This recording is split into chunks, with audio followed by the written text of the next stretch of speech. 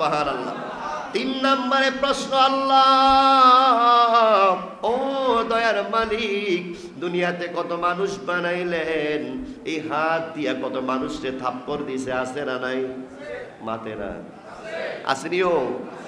এই পা দিল, পা দিয়া কত মানুষকে লাথি মারলো, এই শরীরের কত অহংকার দেখাইলো, জবানের কত পাওয়ার, কথা বললে মানুষে মানুষ মনে হয় না, আছে না নাই?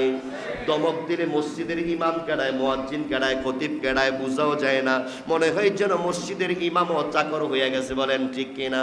মূলত কি মসজিদের ইমামরা চাকরগিরি করে নাকি? মসজিদের ইমামদের কোনো সম্মান নাই? সমাজে কি সবচেয়ে নিকৃষ্ট ইমাম হতে পারে নাকি? আল্লাহ বলেন, জেনে রাখো আমি শ্রেষ্ঠত্ব দান করলাম এক একটা ইমাম মুয়াজ্জিনকে। একটা মুয়াজ্জিনের গরদান কত হবে জেনে রাখেন। ময়দানে মাহশারে কিয়ামত ময়দান যখন আল্লাহ কায়েম করবেন, যে 7 বছর মালিকের শুকরিয়া আদায় করতে গিয়ে মসজিদে আল্লাহু আকবার ধ্বনিটা আপনাদেরকে শোনাইছে, সুবহানাল্লাহ কোন, ওই মুয়াজ্জিনের গর্দানটা আল্লাহ এত লম্বা বানাইবে, দুনিয়ার মানুষগুলি প্রশ্ন করবে, আল্লাহ ওরা কারা, তাদের মাথার মধ্যে কেন স্বর্ণের মুকুট পরানো হলো? আল্লাহ ডাক দিয়া কয়ে, জানো না, যারা আমি মালিককে খুশি করার জন্য তোমরা বান্দাকে 5 ওয়াক্ত নামাজের আযানগুলি শুনিয়েছেন, ওই মুয়াজ্জিনের গর্দানটা এখানে আমি আল্লাহ সম্মান করে রেখেছি। কন্যা সুবহানাল্লাহ। ইমামদেরটা কইয়া আর লাভ নাই, বলার দরকার নাই, যেহেতু খতিবের দাম নাই, ইমামের যেহেতু দাম নাই, বলার দরকার নাই, শোনার দরকার আসেনি? এক একটা ইমামকে আল্লাহ মর্যাদা দিয়েছেন। আল উলামা ওয়ারাসাতুল আম্বিয়া।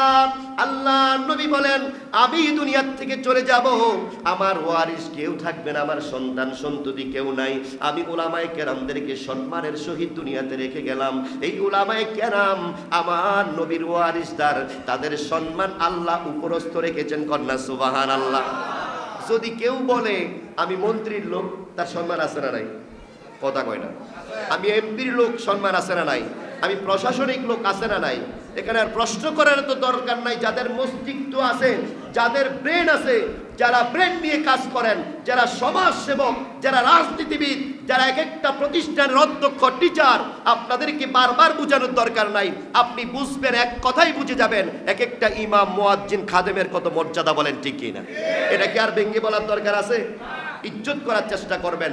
কাউকে ইজ্জত করলে আল্লাহ আপনার ইজ্জত বাড়িয়ে দিবে, কাউকে সম্মান করলে আপনার সম্মান আল্লাহ বাড়িয়ে দিবে। কন্যা সুবহানাল্লাহ।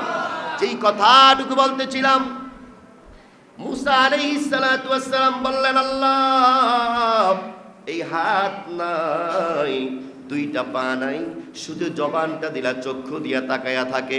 ওই যে আকাশ থেকে বৃষ্টি পড়ে, ওই বৃষ্টির মধ্যে তোমার বান্দা ভিজে, আবার রৌদ্র দিলে শুকায়া যায়, কেউ খাবার দিলে খাইতে পারে, মনে আসেনি? 3 নাম্বার ব্যক্তি 3 রাস্তার মোড়ে আসিল কিনা? মুসা নবী বলে, আল্লাহ ওই বান্দাটারে কেন বানাইলাম? তোমার বান্দা জানতে চাইলো। আল্লাহ ডাক দিয়া কয়, মুসা রে, আমি জাহান্নাম বানাইছিলাম, এই জাহান্নামের মধ্যে একটা ছিদ্রি রেখেছি, এই ছিদ্রিটা অফ করার জন্য আমার ওই বান্দাকে আমি বানাইছি। কন্যা আল্লাহু আকবার। মুসলমান ইমানদার, ও মুসলমান, আজকে আপনি টাকার লোভে দলের চিন্তা করেন, আজকে টাকার লোভে আপনি লোভী হইয়া আজকে আপনি সুদ ঘুষ খাইবেন, কিন্তু আল্লাহ বলেন না না না, যারা পরিমাণ 1 টাকা পরিমাণ সুদ খাইলো, সবচেয়ে নিম্ন গুনাহ হচ্ছে তার যেই মা 10 মাস 10 দিন গর্ভে ধারণ করছে, ওই মায়ের সাথে জেনা করা। বলেন নাউজুবিল্লাহ। তাইলে সুদ হালাল না হারাম? ইমাম সাহেবের চাকরি গেছে না রইছে? গেছে। কি হইছে? গেছে। হুজুর সব ওয়াজ করবেন, সুদ ঘুষের ওয়াজ করেন না হুজুর। কারণ আমরা তো আলগা নিতে বেশি পছন্দ করি, আলগা আমাদের সবচেয়ে প্রিয়। হুজুররা আলগা খায় না, হয় না? কথা কয় না, হয় না? বৃদ্ধ মানুষ খায় না, হয় না? লাশও তো খায় না। কোনো লাশের কোনো পকেট আছে? কোনো লাশের টাকা সম্ভব? গতকালকের নিউজে দেখলাম, সন্তান সম্পদের কারণে মায়ের লাশ তুলে আবার উপরে রেখেছে। নাউজুবিল্লাহ পড়ে। এটা বাংলাদেশ না? কথা কয় না, বাংলাদেশ না? হায় রে মানুষ, যেই মা 10 মাস 10 দিন গর্ভে ধারণ করেছিলেন, ওই মায়ের লাশ কবর থেকে উঠিয়ে রেখেছে, কেন তার সম্পদের হিসাব দিল না? নাউজুবিল্লাহ পড়েন। অথচ বাবা ইন্তেকালের পরে মার বয়স ছিল চাইলে বিবাহ করতে পারতো, কিন্তু সন্তানের দিকে তাকিয়ে মা বিয়ে বসে নাই। ওই সন্তান মা মারা যাওয়ার পরে লাশ উঠিয়ে রেখেছে, বিচার চায়, নাউজুবিল্লাহ পড়েন। যাই হোক, সম্পদ আমাদের আসতে চলে যাবে, ইজ্জত আমাদেরকে আল্লাহ বাড়িয়ে দিবে যদি আমরা মালিকের শুকরিয়া আদায় করি। আল্লাহ বলেন, লা ইন শাকারতুম লা আযীদান্নাকুম ওয়া লা ইন কাফারতুম ইন্না আযাবি লাশাদীদ। জোরে সোরে কন্না সুবহানাল্লাহ। আল্লাহ বলেন, আমি বান্দাকে যা যা নিয়ামত দিয়েছি, ওই নিয়ামত পাওয়ার পরে যদি কেউ অস্বীকার করে, আমি আল্লাহ নিয়ামত ছিনায় নেই। নাউজুবিল্লাহ কোন। এজন্য আল্লাহ যা দিয়েছে শুকরিয়া আদায় করার দরকার আছে না নাই? আপনাকে মানুষ হিসাবে আল্লাহ দুইটা চক্ষু দিয়েছে, এটাই শুকরিয়া। দুইটা হাত দিয়েছে, শুকরিয়া। ও মুসলমান, নবী শিক্ষা দিয়েছেন, মুসলমান উম্মত, নবীর উম্মত মনে রাখেন। মা ফাতেমা জোহরা, মা ফাতেমা একদিন 2 দিন হয়ে গেল ঘরের মধ্যে কোনো খাবার নাই। একদিন যায়, 2 দিন যায়, 7 দিন অতিবাহিত হয়ে গেল। আপনারা শুনেছেন ইমাম হাসান হুসাইন, নবীজির কলিজার টুকরা 2টা নাতি ছিল কি ছিল না? ও মুসলমান, জগন্নাথপুরের যুবক, আপনাকে বলতে চাই, আপনি জীবনে কি কষ্ট পেয়েছিলেন।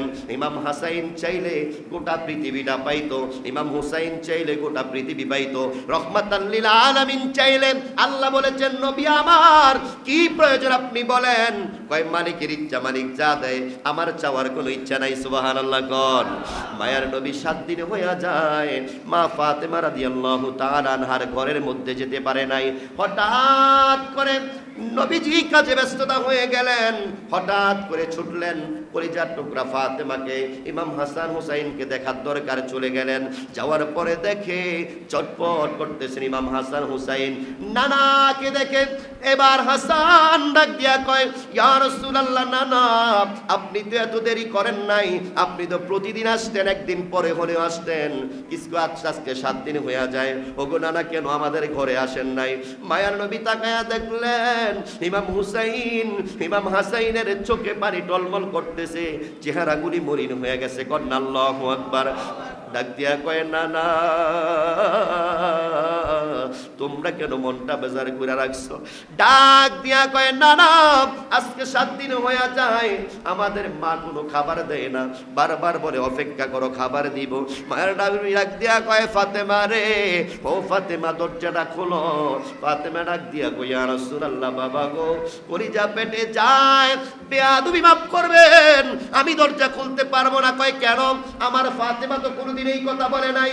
ডাক দিয়া কয়, বাবা আপনি আমাকে একটা সুন্দর কাপড় দিয়া গেছিলেন, আরেকটা ছিঁড়া কাপড় আমার ঘরে ছিল। ও বাবা, আমি ছিঁড়া কাপড়টা পরছি, নতুন কাপড়টা আমি বিক্রি করে দিছি অভাবের তাড়নায়। কন্যা আল্লাহু আকবার।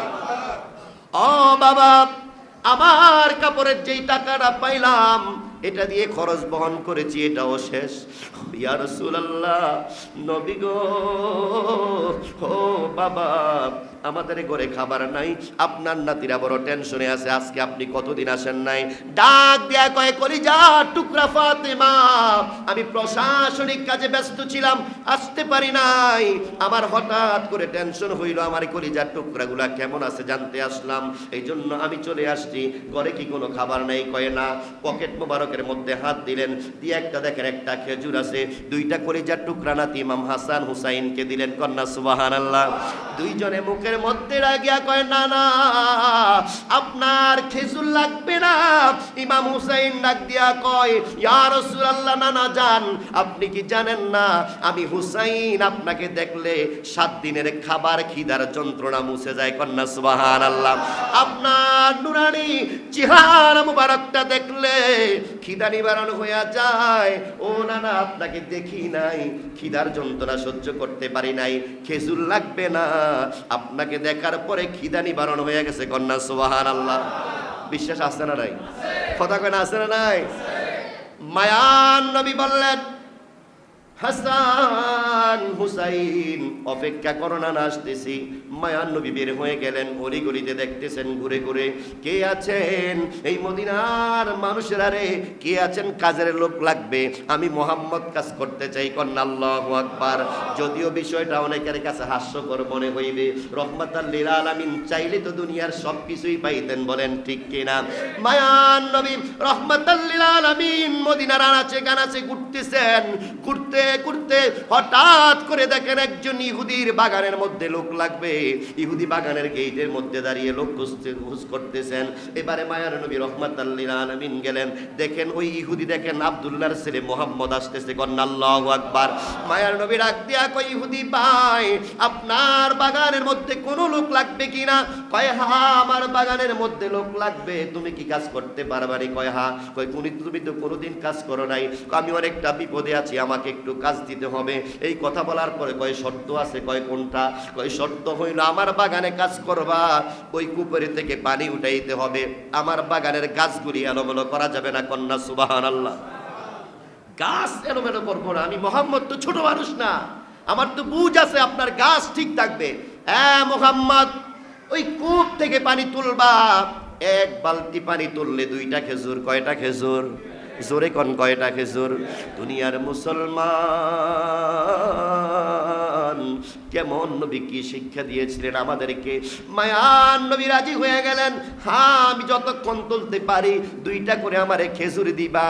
এবার ইহুদি মেনে নিলেন। ইহুদি বারবার সতর্কতা বানিয়ে দিয়ে দিলেন, এই আব্দুল্লাহর ছেলে মোহাম্মদ আমার বাগানের গাছগুলি এলোমেলো করা যাবে না। চাইতেছে কোনো বিপদে পালাইতে পারে কিনা, বলেন ঠিক কিনা? কিন্তু রহমাতাল লিল আলামিন এমন মায়ার নবী, ওই বাগানের গাছগুলি দেখলে মায়ার নবীরে সম্মান করে, বলেন সুবহানাল্লাহ। ওই কূপ থেকে পানি তুলতেছেন, হঠাৎ করে 4টা তোলার পরে 5 নম্বরে যখন ওই কূপের মধ্যে বালতি পালাইলেন, তোলার সময় রশিটা ছিঁড়া, ওই কূপের মধ্যে বালতিটা পড়ে গেছে, কন্যা আল্লাহু আকবার। মায়ার নবী মনটা বেজার কইরা ইহুদির সামনে আইসা কই, ইহুদি ভাই তুমি তো কথা দিয়েছিলে, আমারে কাজ দিয়েছিলে, আমি কাজ করব, কিন্তু আমি তোমার কথা রাখতে পারি নাই। তোমার রশিটা একটু হালকা ছিল, একটু পাল্টা ছিল, চিকন ছিল, পানি উঠাইতে গেছি 5 নম্বরে আইসা বালতি ছিঁড়া ওই যে কূপের মধ্যে ইয়াটা পড়ে গেছে, তোমার বালতি পড়ে গেছে। এই কথাটা বলার সাথে সাথে মুসলমান ওই ইহুদি যেই নবীর শরীর মুবারকের মধ্যে মুসামাসি বসতেন না, আমি আপনাদেরকে বারবার বলেছিলাম, আমার এই চক্ষুগুলি দিয়েও তো আমি দেখলাম রওজা মুবারকের গম্বুজের মধ্যে, এই গম্বুজের মধ্যে দিয়া উপর দিয়া কোনো পাখিও যায় না, কোনো পাখিও ওই জায়গায় বসে না, বলেন ঠিক কিনা? বিশ্বাস আছে না নাই? ও মুসলমান, যেই নবীর রওজা মুবারকের উপর দিয়াও কোনো পাখিও যায় না, কোনো পাখিও বসে না, ওই নবীর শরীর মুবারকের মধ্যে কিছু বসতেন না। ওই নবীর শরীর মুবারকের মধ্যে মুসা মাসি বসা হারাম, মেঘমালা পড়তেন না, রৌদ্র ছায়া দিয়া রাখতেন। ওই নবীর গাল মুবারকের মধ্যে ইহুদি একটা থাপ্পড় দিয়া দিলেন, সাধারণ কোনো থাপ্পড় নয়, শরীরের মধ্যে যত বড় থাপ জোর ছিল, ওই জোরটা নিয়ে মায়ার নবীকে থাপ্পড় দিয়েছে, কন্যা নাউজুবিল্লাহ। জগন্নাথপুরের মুসলমান আপনাদেরকে বলতে চাই, মায়ার নবীর চেহারা মুবারক এত সুন্দর ছিলেন, আল্লাহ রাব্বুল আলামিন বলেন আমি আমার নবীর মতো এত সুন্দর এই জগতের মধ্যে আর কাউকেই পাঠাই নাই, বলেন ঠিক কিনা? শুনছেন কোন আলোচনায়, শুনছেন কিছু বানাইছে আল্লাহ? আমি আমার জীবনে একজন সুন্দর মানুষ দেখে আমি চিন্তা করতেছি কি জিন নাকি মানুষ, এটা কি পুরুষ না মহিলা? ইহরামের কাপড় বাইদা রাখছে, এখানে একটা পরে রাখছে, উপরে দিয়ে একটা দিয়া রাখছে।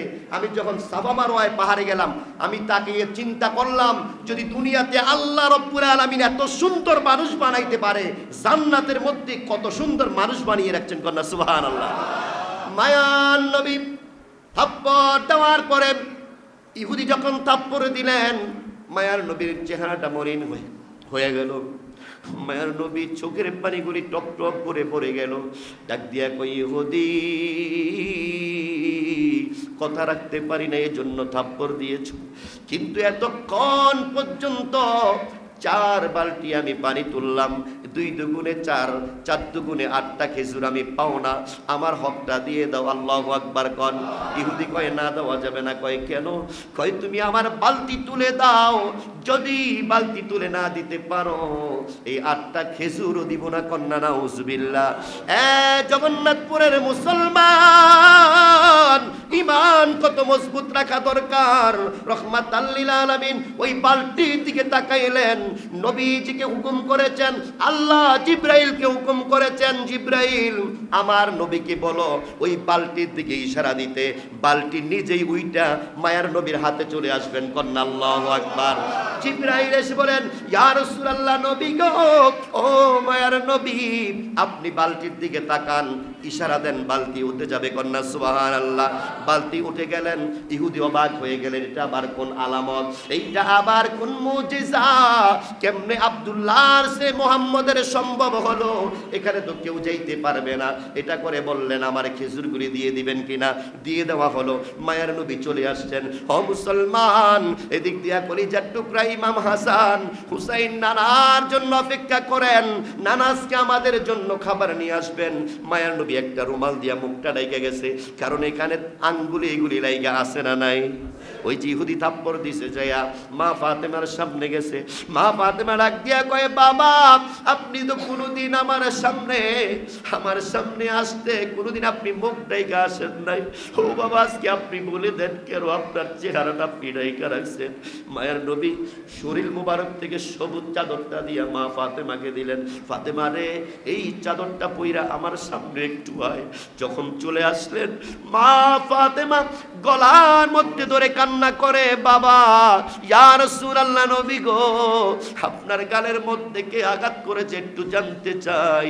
কই কে আঘাত করেছে এটা জানার দরকার নাই, আমার নাতির সামনে মন বেজার করা যাবে না। মায়ের নবী এই খেজুরগুলি পকেট থেকে বাইর কইরা ইমাম হাসান ইমাম হুসাইনের মুখে দিলেন, মা ফাতেমার মুখের মধ্যে দিলেন। কন্যা আল্লাহু আকবার। মা ফাতেমা কান্দে, বাবা আপনি কি বলবেন না? কই বলার দরকার নাই। এদিক দিয়ে আল্লাহ দেখেন কি দেখেন না? জোরে বলেন, দেখেন কি দেখেন না? আল্লাহ বলেন, জিব্রাইল, ও জিব্রাইল, যে হাত দিয়া আমার রহমাতাল লিল আলামিনকে থাপ্পড় দিল, ওই হাত দুনিয়ায় রাখতে চাই না রে। ওই হাতের একটা কিছু দরকার আছে। জিব্রাইল কয়, ইয়া রাসূলুল্লাহ, নবী গো, আপনি টেনশন করবেন না, মালিক আপনার জন্য ভালো কিছু রেখেছেন। কন্যা সুবহানাল্লাহ। এদিক দিয়ে ইহুদি থাপ্পড় দেওয়ার পরে টেনশনে পড়ে গেলেন, কি করলাম? আব্দুল্লাহর ছেলে মুহাম্মদকে থাপ্পড় দিলাম, কিছুক্ষণের মধ্যে দেখি ওই কূপ থেকে আবার বালতি কেমনে তুললো। এই আসাম্বিত কাহিনী দেখে ইহুদি অবাক হয়ে গেলেন। এবার বলতেছেন যে হাতটা দিয়ে আমি থাপ্পড় দিছি, আমি ইহুদি মারা যাওয়ার পরে যদি আল্লাহ আমাকে প্রশ্ন করে এই হাত তোর জাহান্নামে যেতে হবে, এই হাতটা তো আমি রাখতে পারি না। ইহুদি একটা তরবারি হাতে নিলেন, হাতটা এক তরবারিটা হাতে নিয়ে বাম হাতে ডান হাতটারে কোপ দিলেন। কন্যা আল্লাহু আকবার।